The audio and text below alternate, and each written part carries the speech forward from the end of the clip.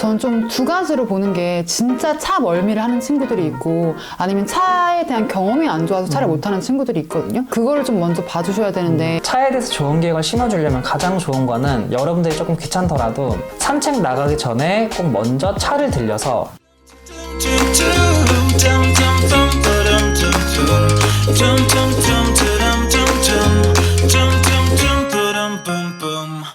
차 탈 때 뭐 캔넬을 써야 되냐, 아 맞아. 그냥 뭐 안고 타도 되냐, 방석에 뭐 놔야 되냐. 네. 맞아.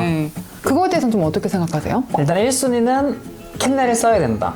그 이유는 불안한 것도 훨씬 더 좋아질 수 있지만 일단 안전상의 이유로 만약에 차를 타고 가다가 제 무릎에 있었어요. 근데 사고가 났어요. 불의의 사고로. 근데 저희는 뭐 안전벨트도 있지만 강아지는 뭐 안전한 도구가 없는 거죠.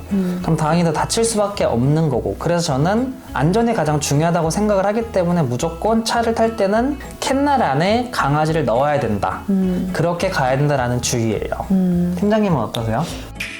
저도 사실 이 생각에 동의는 하거든요. 사고는 언제든 날 수 있는 거니까. 요즘에는 좋은 카시트가 많잖아요. 그리고 제 경험상 교육을 돌아다니면서 느낀 바로는 캔넬에서 차를 잘 못하는 친구들이 굉장히 많더라고요. 맞아. 그냥 캔넬도 안 쓰는 애들도 많지. 맞아요. 그리고 제가 데리고 있었던 친구도 캔넬을 되게 잘 활용하는 친구였거든요. 캔넬이 하우스니까 되게 잘 쓰는데 뭔가 막혀 있어서 그런 건데 조금 더 답답함을 많이 느끼더라고요. 그래서 제가 그때 카시트를 샀었어요. 근데 카시트 적응이 훨씬 빨랐었거든요. 내가 당장 어디 장거리 여행 갈 게 아니라 좀 시간을 들일 수 있으면 캔넬 교육을 좀 더 열심히 해서 하셔도 되지만 현실적으로 말씀드리면 캔넬을 2개 아예 차에 하나, 집에 하나 이렇게 갖고 있는 게 아니면 매번 캔넬을 들고 다니기가 좀 귀찮을 때도 있고 좀 불편하단 말이에요. 그러면은 카시트를 해도 상관없다고 생각을 해요. 캔넬은 이제 안에 있으니까 어떤 친구들은 계속 뭔가 나오려고 하는 친구들도 있어요. 그리고 뭔가 얘가 불안할 때 나오면 안 되니까 저희가 막 밀거나 문을 닫거나 이렇게 하게 되면 운전 중에는 저희가 뭔가 해줄 수 있는 게 많이 없잖아요.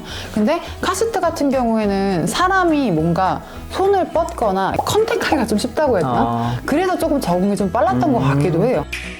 지금 캔넬 교육이 좀 안 돼 있고 캔넬 별로 써본 적도 없는 친구라면 카시트에서 적응해도 저는 상관은 없다고 생각을 해요. 근데 가장 안 좋은 거는 그냥 안고 타는 거. 무릎에 올리는 거. 정말 안전하지 않아요. 네, 맞아. 안전하지도 않고 불안을 느끼는 친구들이면 이 안에서 더 불안을 많이 느낄 거예요. 그래서 막 발버둥 치고. 맞아. 캔넬도 괜찮고 시트도 괜찮고 대신 무릎에는 절대 안 되고. 그래서 만약에 항상 무릎에만 올렸던 친구들도 있잖아요. 근데 그런 친구들은 보호자가 지금부터라도 어떻게 연습을 하시면 좋냐면 뭐 운전하시는 분이 따로 계시고 그리고 한 분은 뒤에서 강아지를 무릎에 올려내는 게 아니라 그냥 뒷좌석에서 보호자가 이렇게 앉아있고 강아지는 이렇게 왼쪽에 두고 일단 이 연습부터 하셔야 돼요. 그냥 갑자기 보호자가 조수석에 타고 강아지를 뒷좌석으로 보내면 당연히 앞으로 오고 싶겠죠. 그거는 나중에 하시는 거고 일단은 보호자가 뒷좌석에서 좀 옆에 두는 연습부터 옆에 두실 때 그냥 시트 바로 위에 두시라는 게 아니라 꼭 강아지 전용 카시트를 구매하셔서 거기에 두는 연습을 하시고 그렇게 연습을 하시면 좋을 것 같아요. 교육 방법은 아니지만 좀 팁을 드리자면 저 카시트에다가 쿠션 있잖아요. 쿠션 사이사이에 자꾸 막 간식을 넣어요. 그럼 얘네들이 막 그 안에 있는 거 막 파먹으려고 막 이렇게 하거든요. 그러다 보면 얘가 찾으려고 노력을 하고 하다 보니까 원래는 이제 차 너무 싫다 불안하다 뭐 이렇게 꽂혀 있었던 거에서 조금 채널이 전환이 되거든요. 맞아. 그래서 조금 더 긴장도 풀려 하고 이거 먹으려고 조금 더 집중도 하게 되고 맞아. 이렇게 해서 저는 좀 도움이 됐었어서 카시트가 있으신 분들은 그렇게 조금 해보셔도 좋을 것 같아요. 노즈워크를 하시면 좋고 대신 멀미가 너무 심한 애들은 오래 타면서 노즈워크를 하면 구토를 좀 할 수도 있으니까 대신 노즈워크를 하실 때 조금씩 돌면서 상황을 보면서 해주면 훨씬 더 좋을 것 같아요. 그리고 이게 아무래도 차를 타고 동물병원이나 좀 이런 데를 가야 될 수밖에 없는 상황이긴 한데 가는 건 어쩔 수 없지만 평소에 보호자가 차에 대해서 좋은 계획을 심어주고 차를 타면 내가 좋아하는 공간을 가구나 라는 인식을 훨씬 더 많이 심어주면 이게 묻힐 수도 있기 때문에 보호자가 평소에 귀찮더라도 꼭 많이 데리고 나가셔야 대신 짧게 많이 타시면 좋아요. 만약에 동물병원을 한 번 간다 그럼 차에서 한 5번은 놀아주고 맞아, 그리고 맞아. 동물병원 가는 이런 식으로 그렇게 해주면 훨씬 더 좋을 것 같아요. 캔넬 뭐 써도 되고 시트 써도 되지만 이거는 보호자 좀 환경에 맞게끔 장단점을 보셔서 좀 판단을 해보시면 좋을 것 같아요.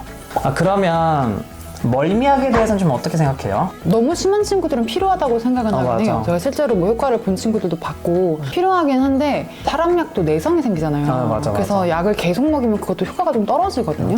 약을 쓰긴 쓰되 일단 저는 적응 교육을 먼저 최대한 교육적으로 시켜보고 맞아. 하는 게 안 맞- 되면 네, 하는 게 맞아요. 약을 써서 얘가 만약 멀미를 안 해요. 그럼 약에 조금 의존을 하게 되잖아요. 맞아. 약 먹으면 괜찮으니까.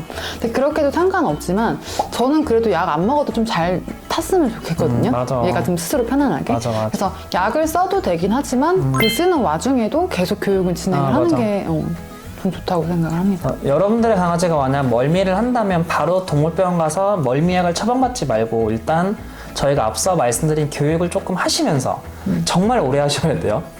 근데도 정말 좋아지지 않고 나아지지 않는다면 이 친구는 진짜 멀미를 하는 친구일 수도 있잖아요.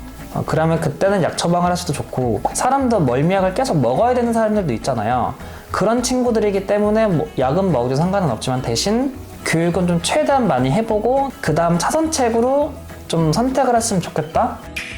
어렸을 때 혹시 그 멀미 그 기미테라고 하죠? 기미테 알아.